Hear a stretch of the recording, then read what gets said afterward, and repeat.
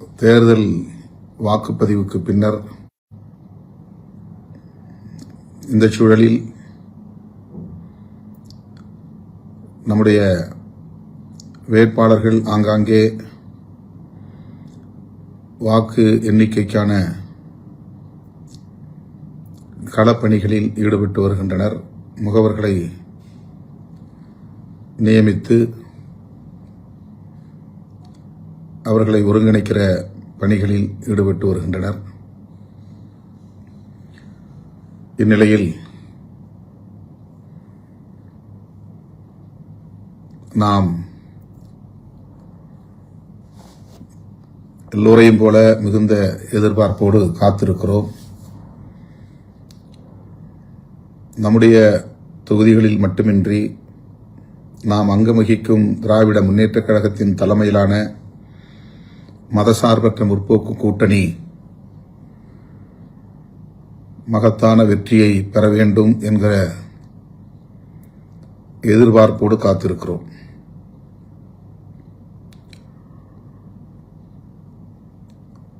ஏறத்தாழ 10 நாட்களுக்கு மேலாக நான்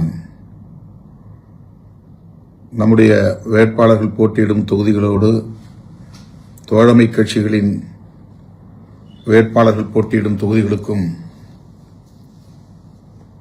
வாக்கு சேகரிக்கும் பணிகளில் ஈடுபட்டேன். காலை 9 மணியிலிருந்து இரவு 10 மணி வரையில் ஒவ்வொரு நாளும் தீவிரமான வாக்கு சேகரிப்பில் ஈடுபட்டதை நீங்கள் அனைவரும் நன்கு அறிவீர்கள். களத்தில் நாம் நேரில் கண்ட உண்மை, மக்கள் பெருமளவில் திராவிட முன்னேற்றக் கழகத்தின் தலைமையிலான கூட்டணியை ஆதரிக்கிறார்கள் என்பதுதான். மக்களின் பேராதரவோடு நம்முடைய கூட்டணி மாபெரும் வெற்றியை பெறும். அந்த வகையில் விடுதலை சிறுத்தைகள் போட்டியிடும் 8 தொகுதிகளிலும் நாம் வெற்றி பெறுவோம் என்று நான் பெரிதும் நம்புகிறேன். நாம் அனைவரும் அந்த நம்பிக்கையோடு காத்திருப்போம். நான் சில தகவல்களை உங்களோடு பகிர்ந்து கொள்ள விரும்புகிறேன். முதலில் விடுதலை சிறுத்தைகளின் விருதுகள் வழங்கும் விழா தொடர்பான சில தகவல்கள். ஒவ்வொரு ஆண்டும் ஏப்ரல் 14 புரட்சியாளர் அம்பேத்கர் பிறந்த நாள் அன்று நாம் சான்றோர் பெருமக்களை தேர்வு செய்து அவர்களுக்கு விருதுகளை வழங்கி சிறப்பித்து வருகிறோம். தேர்தல் வரும் ஆண்டுகளில் இது அவ்வப்போது தள்ளி போகிறது. தேர்தலில் நாம் தீவிரமான ஈடுபாட்டில் இருந்த நிலையில் விருதுகள் வழங்கும் விழா தொடர்பான நிலைப்பாட்டை எடுக்க இயலவில்லை. அது தொடர்பான அறிவிப்பையும் செய்ய இயலவில்லை. அதற்காக பெரிதும் வருந்துகிறேன்.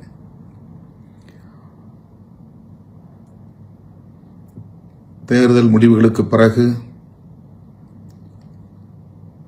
விருதுகள் வழங்கும் விழாவையும் நாம் நடத்தியாக வேண்டும். ஏற்கனவே நாம் எடுத்த முடிவின் அடிப்படையில் தமிழ் தேசிய எழுச்சி மாநாட்டையும் நடத்தியாக வேண்டும். இந்த 2 முக்கியமான நிகழ்வுகள் நமக்கு உள்ளன. இது தொடர்பாக நான் ஓரிரு நாட்களில்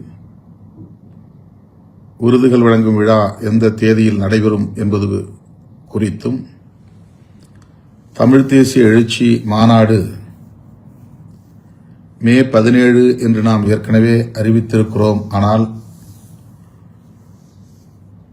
அவ்வாறு திட்டமிட்டவாறு மே 17 அன்று நடத்த இயலாது. ஆகவே எந்த தேதியில் அந்த மாநாட்டை நாம் நடத்த இருக்கிறோம் என்பது குறித்தும் தேர்தல் முடிவுக்கு பின்னர் இருக்கின்றேன். ஆனால் மாநாடு தள்ளி போகிறது.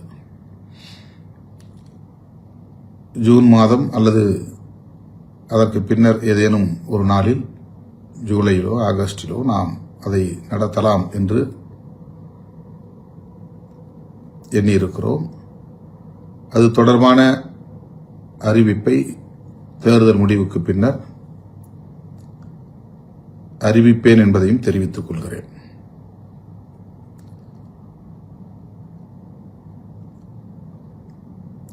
தேர்தலில்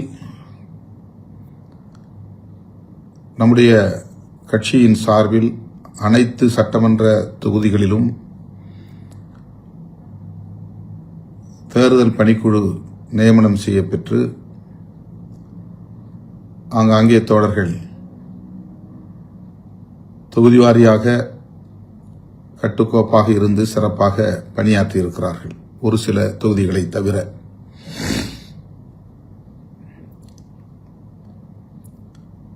அது தொடர்பான தகவல்கள் திரட்டப்பட்டு வருகின்றன.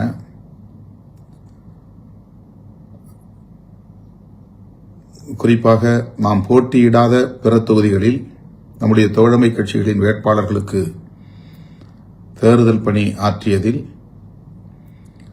ஒரு சில தொகுதிகளில் இருந்து தோழர்கள் ஒற்றுமையாக இருந்து பணியாற்றவில்லை என்கிற தகவல்கள் வந்துள்ளன. அது குறித்து தகவல்கள் திரட்டப்பட்டு வருகின்றன. என்றாலும் கூட மிகச்சிறப்பாக நம்முடைய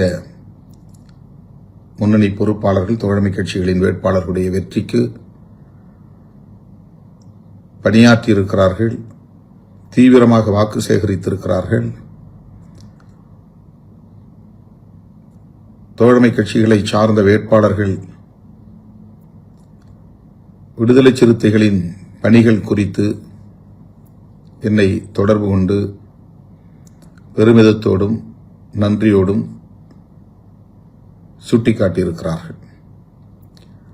அந்த வகையிலே நான் களப்பணி ஆற்றிய அத்தனை தோழர்களுக்கும் என்னுடைய பாராட்டுதல்களையும் நன்றியையும் தெரிவித்துக் கொள்கிறேன். விரைவில் மாவட்ட செயலாளர்கள் கூட்டம் ஒருங்கிணைக்கப்படும். அந்த தேதியும் பின்னர் அறிவிக்கப்படும். தேர்தல் பணிக்குழுவை சார்ந்தவர்களும், அதாவது இந்த தேர்தலை ஒட்டி ஒவ்வொரு சட்டமன்ற தொகுதிக்கும் நியமனம் செய்யப்பட்ட மேற்பார்வையாளர்கள் மற்றும் ஒருங்கிணைப்பு குழுவை சார்ந்தவர்கள், மாவட்ட செயலாளர்கள் உட்பட மீண்டும் அழைக்கப்படுவார்கள். இந்த தேர்தல் களப்பணிகள் குறித்த மீளாய்வு, அதாவது ரிவ்யூ நடைபெறும். அதற்கான தேதி பின்னர் அறிவிக்கப்படும். தேர்தல் நிதி ஒவ்வொரு மாவட்டத்தின் சார்பிலும் மாவட்ட செயலாளர் பொறுப்பில் வங்கிக் கணக்கில் செலுத்த வேண்டும் அல்லது நேரில் செலுத்த வேண்டும் என்கிற வேண்டுகோள் விடுக்கப்பட்டது. வழக்கமாக தேர்தல் காலத்தில் நாம் தேர்தல் நிதியை திரட்டுவதுண்டு.